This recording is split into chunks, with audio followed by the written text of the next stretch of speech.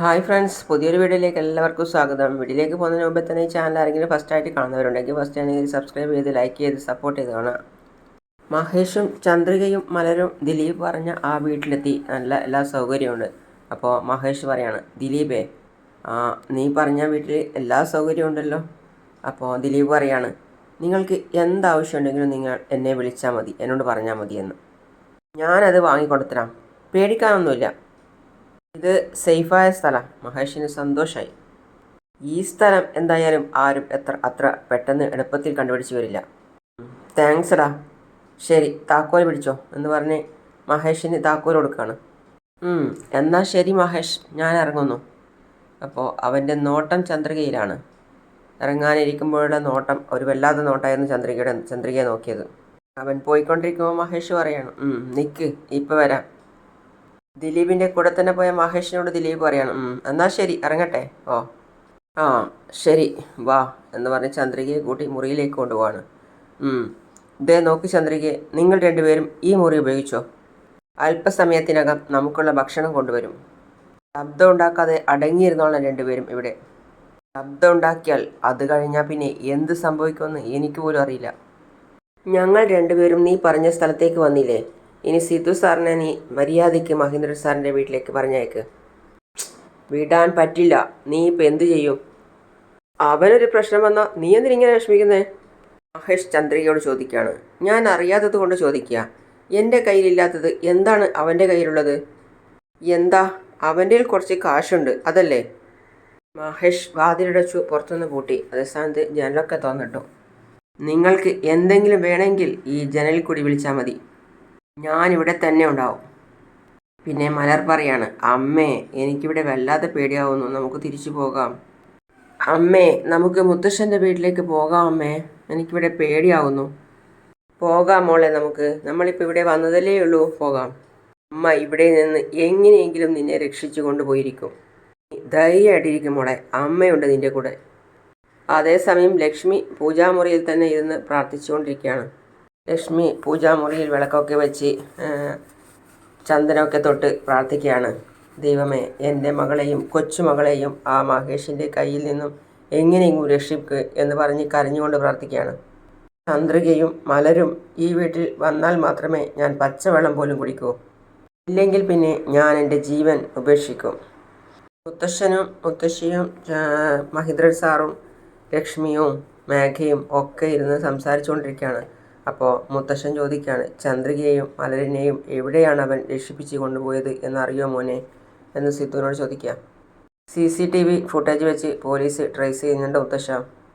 എങ്ങനെയെങ്കിലും അവർ ഉടനെ തന്നെ കണ്ടുപിടിക്കും. ചന്ദ്രികയെയും മലരിനെയും ആ മഹേഷ് എന്തെങ്കിലും ചെയ്യുന്നതിന് മുമ്പ് അവരെ കണ്ടുപിടിച്ച് കൊണ്ടുവരണം മോനെ. ചേട്ടാ, ചേച്ചി ഇന്നലെ മുതൽ ഒരു തുള്ളി വെള്ളം പോലും കുടിക്കാതിരിക്കുകയാണ്, ജാനകി മഹേന്ദ്രൻ സാറിനോട് പറയാണ്. ചന്ദ്രികയും മലരും വീട്ടിലെത്തിയാലേ കഴിക്കൂ എന്ന് വാശി പിടിക്കുക. എനിക്കെന്തോ പേടിയാവുന്നേട്ടാ. എന്തിനാ ചേച്ചി ചന്ദ്രികയ്ക്കും മലരിനും വേണ്ടി ഇങ്ങനെ സ്വയം ശിക്ഷിക്കുന്നത്? ആ പെൺകുട്ടി നമ്മുടെ വീട്ടിലെ ഒരു ജോലിക്കാരി മാത്രമല്ലേ? അത് കേട്ട് സിദ്ധു ഒന്ന് അമ്മയെ തന്നെ നോക്കുകയാണ്. മഹേന്ദ്രൻ സാറാണെങ്കിലോ എന്ത് പറയണം എന്നറിയാതെ വിഷമിച്ചിരിക്കുകയാണ്.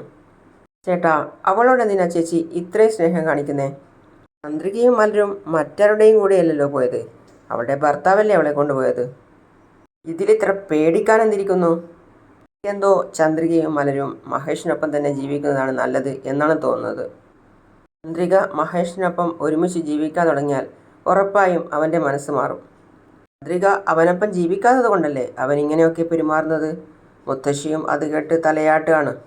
അത് കേട്ട് മുത്തശ്ശൻ പറയാണ്, ഇല്ല ജാനകി, നീ മഹേഷിനെ മനസ്സിലാക്കാതെയാണ് സംസാരിക്കുന്നത്. അവൻ മഹാസ്വാർത്ഥനാ. അവൻ്റെ കാര്യസാധ്യത്തിന് വേണ്ടി അവൻ ചന്ദ്രികയെയും മലരിനെയും കൊല്ലാൻ പോലും മടിക്കില്ല. അങ്ങനെ ഒരുത്തനൊപ്പം ചന്ദ്രികയെയും മലരിനെയും എങ്ങനെ പറഞ്ഞേക്കും? അല്ല അച്ഛാ, എനിക്കെന്തോ മഹേഷ് ചന്ദ്രികയെയും മലരിനെയും കൂട്ടിക്കൊണ്ടുപോയത് നല്ലതാണെന്നാണ് തോന്നുന്നത്, ജാനകി പറയാം. അവൻ ചന്ദ്രികയോടൊപ്പം ജീവിക്കാൻ വേണ്ടിയല്ലേ കൊണ്ടുപോയത്? കേട്ട് മഹേന്ദ്ര സാർ വീണ്ടും പറയാണ്, അല്ല ജാനകി, അവൻ ചന്ദ്രികയോടൊപ്പം ജീവിക്കാൻ വേണ്ടിയല്ല കൊണ്ടുപോയത്, അവൻ അവളോട് പക വീട്ടാൻ വേണ്ടി കൊണ്ടുപോയതാ. അവൻ അവളെ എന്തെങ്കിലും ചെയ്യുന്നതിന് മുമ്പായി നമ്മൾ അവളെ രക്ഷിക്കണം. ജാനകിക്കും മുത്തശ്ശിക്കും മേഘയ്ക്കൊക്കെ മനസ്സിൽ ദേഷ്യം വരികയാണ്. അതേസമയം മുത്തശ്ശനും സിദ്ധുവൊക്കെ വിഷമിച്ചിരിക്കുകയാണ്. സിദ്ധുവിന് അവിടെ ഇരുന്നില്ല, അവിടുന്ന് എണീറ്റ് പോയി. അപ്പോൾ മുത്തശ്ശൻ വിളിക്കുകയാണ്, മോനെ മഹീന്ദ്ര, ഇല്ല മോനെ, ലക്ഷ്മിയോട് എന്തെങ്കിലും കഴിക്കാൻ പറ. പട്ടിണി കിടന്ന് എന്തെങ്കിലും സംഭവിച്ചാലോ? ആ ശരി അച്ഛാ. ലക്ഷ്മി വീണ്ടും പ്രാർത്ഥിക്കുകയാണ്, എൻ്റെ മകളെയും ചെറുമകളെയും എൻ്റെ അരികിൽ കൊണ്ടുവന്ന് ചേർക്ക്. അവരെ കാണാതെ ഇനി എനിക്ക് ജീവിക്കാൻ പറ്റുന്ന അറിയില്ല. എല്ലാവരും പിന്നെ ലക്ഷ്മിയുടെ അടുത്തേക്ക് എത്തി. മുത്തശ്ശനും മുത്തശ്ശിയും മേഘയും എല്ലാവരും ലക്ഷ്മിയുടെ അടുത്തേക്കാണ് വന്നത്. മോളെ ലക്ഷ്മി, നീ ഇങ്ങനെ വിഷമിച്ചാൽ എങ്ങനെയാ? നീ ആരാധിക്കുന്ന ദൈവം നിന്നെ കൈവിടില്ല. തീർച്ചയായും ചന്ദ്രികയെയും മലരിനെയും ഇവിടെ കൊണ്ട് എത്തിച്ചിരിക്കും. ഇങ്ങനെ നീ പട്ടിണി കിടന്നാൽ അത് ഞങ്ങൾക്ക് വളരെ വിഷമാവും മോളെ. ആദ്യം എന്തെങ്കിലും വന്ന് കഴിക്കും മോളെ. ഇല്ല അമ്മാവാ, ഞാൻ പിന്നെ കഴിച്ചോളാം. എനിക്കൊന്നും സംഭവിക്കില്ല. എനിക്ക് ചന്ദ്രികയുടെയും മലരിൻ്റെയും മുഖം കാണണം. പിന്നെ മുത്തശ്ശൻ പറയാണ്, ചന്ദ്രിക ഈ വീട്ടിൽ വേലക്കാരിയായിട്ട് വന്നതാണ്.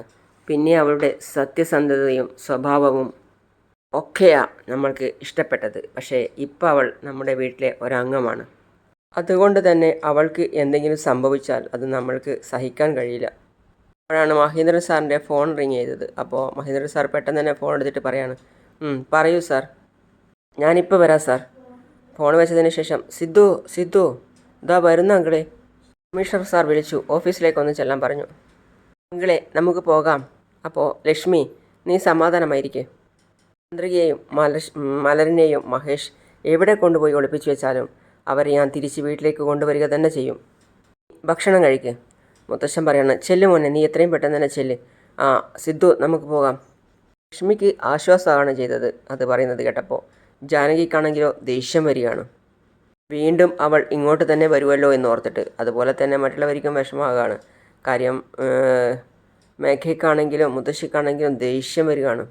ലക്ഷ്മി വീണ്ടും വീണ്ടും പ്രാർത്ഥിച്ചുകൊണ്ടിരിക്കുകയാണ്. പിന്നെ കാണിക്കുന്നത് ചന്ദ്രികയെയും മലരിനെയാണ്. അമ്മേ, എനിക്കിവിടെ നിൽക്കാൻ പേടിയാവുന്നമ്മേ. അമ്മേ, ഇവിടുന്ന് രക്ഷപ്പെട്ട് മുത്തശ്ശൻ്റെ വീട്ടിലേക്ക് പോകാം അമ്മേ. നമുക്ക് ഇവിടെ നിന്നും എളുപ്പത്തിൽ രക്ഷപ്പെട്ടു പോകാൻ പറ്റില്ലടാ. മഹേഷ് വാതിൽ പുറത്തു നിന്ന് പൂട്ടിയിരിക്കുക. ഇനി ഒരിക്കലും ഇവിടെ നിന്ന് രക്ഷപ്പെടാൻ പറ്റില്ലേ അമ്മേ? നീ കുറച്ച് സമാധാനിക്ക്. ഈ വീടിന് ചുറ്റും എന്താണുള്ളത്, ഈ വീട്ടിൽ എന്തൊക്കെയാണ് നടക്കുന്നത് എന്നൊക്കെ അറിഞ്ഞ് നമുക്ക് രക്ഷപ്പെടാം. പക്ഷേ നമ്മൾ രക്ഷപ്പെട്ടു പോകുമ്പോൾ മഹേഷ് എളുപ്പത്തിൽ നമ്മെ കണ്ടുപിടിക്കില്ലേ? അപ്പോഴേക്കും മഹേഷ് അവിടെ എത്തി, ഒരു കെട്ട് സഞ്ചി പൊതിക്കെട്ടുമായിട്ട്.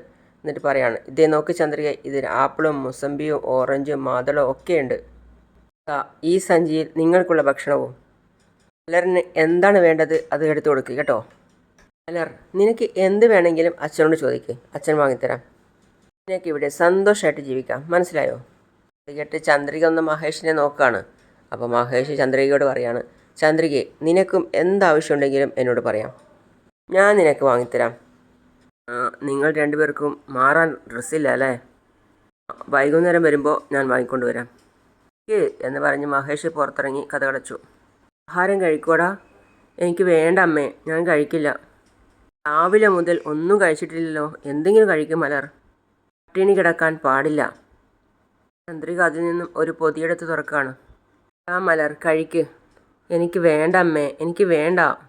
വേണ്ടാന്ന് പറയല്ല മോളെ, ഭക്ഷണം കഴിക്കണം. ശരീരത്തിന് ശക്തി ഉണ്ടെങ്കിലല്ലേ നമുക്കിവിടെ നിന്ന് രക്ഷപ്പെട്ടു പോകാൻ പറ്റൂ. പെട്ടെന്ന് തന്നെ ഭക്ഷണം പുറത്തേക്ക് കളഞ്ഞിട്ട് ചന്ദ്രിക മനസ്സിൽ ചിന്തിക്കുകയാണ്, ഈ മഹാഭാവി ഭക്ഷണത്തിൽ വേണമെങ്കിൽ വിഷം കലർത്തിയിട്ടും തരും. നമ്മൾ കുറച്ച് കഴിഞ്ഞ് കഴിക്കാം എന്ന് പറഞ്ഞ് ചന്ദ്രിക ആദ്യം കഴിക്കുകയാണ്. അമ്മയ്ക്ക് ഒന്നും പറ്റിയില്ലെങ്കിൽ അമ്മ മോൾക്കും ഭക്ഷണം തരാം. അയാളൊരു ക്രൂരനാ, നമ്മളെ ചിലപ്പോൾ കൊല്ലാൻ വരെ ശ്രമിച്ചു എന്ന് വരും. ആ ഭക്ഷണം എന്നിട്ട് ചന്ദ്രിക ആദ്യം കഴിക്കുകയാണ്. മലർ, അമ്മയ്ക്ക് കുഴപ്പമൊന്നുമില്ല, ഇനി മോള് കഴിച്ചോ. അങ്ങനെ രണ്ടുപേരും ഭക്ഷണമൊക്കെ കഴിച്ച് വെള്ളമൊക്കെ കുടിച്ച് കൈയും മുഖമൊക്കെ കഴിച്ച് എന്നിട്ട് ചന്ദ്രിക പറയാണ്, ശരി വാ മോളെ, കിടന്നോ മോളെ എന്ന് പറഞ്ഞ് ചന്ദ്രിക മടിയിൽ തന്നെ കിടത്തിയിട്ടാണ് മലറിനെ ഉറക്കുന്നത്. ചന്ദ്രിക ചുറ്റുപാടൊന്ന് ശ്രദ്ധിക്കുകയാണ്. പിന്നെ മഹേഷ് അകത്തേക്ക് കയറി വരികയാണ്. എന്നിട്ട് ചോദിക്കുന്നു, എന്താ ആഹാരം കഴിച്ചോ രണ്ടുപേരും? എന്താ ഇത്, പഴങ്ങളൊക്കെ അങ്ങനെ തന്നെ ഇരിക്കുന്നു, ഇവൾക്ക് എന്താ എടുത്തു കൊടുക്കാതിരുന്നത്? ചന്ദ്രികെ, ഇതാ നിനക്ക് മാറാനുള്ള സാരിയും മോൾക്കിടാനുള്ള ഡ്രസ്സും ഇതിലുണ്ട്. ഡ്രസ്സൊക്കെ നിങ്ങൾ മാറിക്കോ. എന്താ മോളെ, മോൾക്ക് എന്തെങ്കിലും വേണോ? അച്ഛൻ നാളെ മോൾക്ക് കളിക്കാനുള്ള പാവകളും കളിപ്പാട്ടങ്ങളും ഒക്കെ വാങ്ങിത്തരാം. ചന്ദ്രിക മലർ മഹേഷിനെ തന്നെ നോക്കുകയാണ്. അപ്പോൾ മഹേഷ് വീണ്ടും പറയാണ്, മോൾക്ക് ആവശ്യമുള്ളതൊക്കെ വാങ്ങിത്തരാം കേട്ടോ. ചന്ദ്രിക വീണ്ടും ചോദിക്കുകയാണ് മഹേഷിനോട്, സിദ്ധു സാറിനെ വിട്ടോ? മഹേഷ് മുഖം തിരിച്ചു കളഞ്ഞു. ഇതുവരെ അവനെ വിട്ടില്ല. എന്താ? ഞങ്ങളിവിടെ എത്തിയല്ലോ. ഇനിയും എന്തിനാ അദ്ദേഹത്തെ അവിടെ പിടിച്ചു വച്ചിരിക്കുന്നത്? ആദ്യം സിദ്ധു സാറിനെ വെറുതെ വിട്. എന്നെ വിടുന്നതിന് മുമ്പ് നീ എനിക്ക് ചില കാര്യങ്ങളിൽ വിട്ടുവീഴ്ച ചെയ്യണം. എന്താ ആലോചിക്കുന്നത്? എന്താ കാര്യമെന്നാണോ? ഇന്ത്യയിൽ നമ്മുടെ രണ്ടുപേരുടെയും വിവാഹമോചനം കഴിഞ്ഞു. ഇനി ഈ നാട്ടിൽ എൻ്റെയും നിൻ്റെയും വിവാഹം കഴിക്കാൻ ഞാൻ ആഗ്രഹിക്കുന്നു. അതിന് ഇവിടുത്തെ ആചാരപ്രകാരം എല്ലാം ചെയ്യണം. അതിന് നീയും കൂടി എന്നോട് സമ്മതിക്കണം. ഇവിടെ ഈ വിവാഹത്തിന് നീ സമ്മതിക്കണം. അല്ലെങ്കിൽ അവിടെ എന്താണെങ്കിലും സിദ്ധാർത്ഥിനെ തീർത്ത് കളയും. മനസ്സിലായോ നിനക്ക്? ദേ നോക്ക് ചന്ദ്രികയെ, പഴയതൊക്കെ നമുക്ക് മറക്കാം. വീണ്ടും ഒരു പുതിയ ജീവിതം നമുക്ക് ആരംഭിക്കാം. എന്താ, നിനക്ക് സമ്മതമല്ലേ എന്ന് പറഞ്ഞ് മഹേഷ് പുറത്തിറങ്ങി കഥ കടച്ചു. അപ്പോഴാണ് മലർ ചോദിക്കുന്നത്, മഹേഷിനെ അമ്മ വിവാഹം കഴിക്കാൻ പോവാണോ? അങ്ങനെയാണ് ഇന്നത്തെ ഭാഗം അവസാനിക്കുന്നത്. അപ്പോൾ അടുത്തതായി കാണിക്കുന്നത് നമ്മുടെ ലക്ഷ്മി ഒരു വല്ലാത്ത രീതിയിലാണുള്ളത്. അവശതയിൽ തലചുറ്റി നടക്കുകയാണ്. ലക്ഷ്മി അവിടെ തറയിൽ തലചുറ്റി വീണു. അപ്പോഴേക്കും മുത്തശ്ശൻ വിളിക്കാണ്, ആ ലക്ഷ്മി. അപ്പോഴേക്കും മേഘയും അവിടെ എത്തി. ചന്ദ്രികയും മലരും വരുന്നത് വരെ ഒന്നും കഴിക്കാതിരിക്കല്ല, നീ എന്തെങ്കിലും കഴിക്ക്. ഇല്ല അമ്മാവാ, ഞാൻ ചന്ദ്രികയും മലരും വരാതെ ഒന്നും കഴിക്കില്ല, പച്ചവെള്ളം പോലും കുടിക്കില്ല. ലക്ഷ്മിയുടെ ആ സംസാരം കേട്ട് മറ്റുള്ളവർക്കൊക്കെ ദേഷ്യം വരികയാണ്. അങ്ങനെയാണ് ഇന്നത്തെ ഭാഗം അവസാനിക്കുന്നത്. അടുത്ത ഭാഗം അങ്ങനെയാണ് വരാൻ പോകുന്നത്. അപ്പോൾ അടുത്ത പുതിയ വിശേഷമായിട്ട് ഉടൻ വരുന്നതാണ്. അതുവരെ ഈ ചാനൽ ആരും സബ്സ്ക്രൈബ് ചെയ്യാതെ കാണുന്നവരാണെങ്കിൽ പെട്ടെന്ന് തന്നെ കയറി സബ്സ്ക്രൈബ് ചെയ്ത് ലൈക്ക് ചെയ്ത് സപ്പോർട്ട് ചെയ്ത് കാണാം. അപ്പോൾ അടുത്ത പുതിയ വിശേഷമായിട്ട് വീണ്ടും കാണാം. See you all.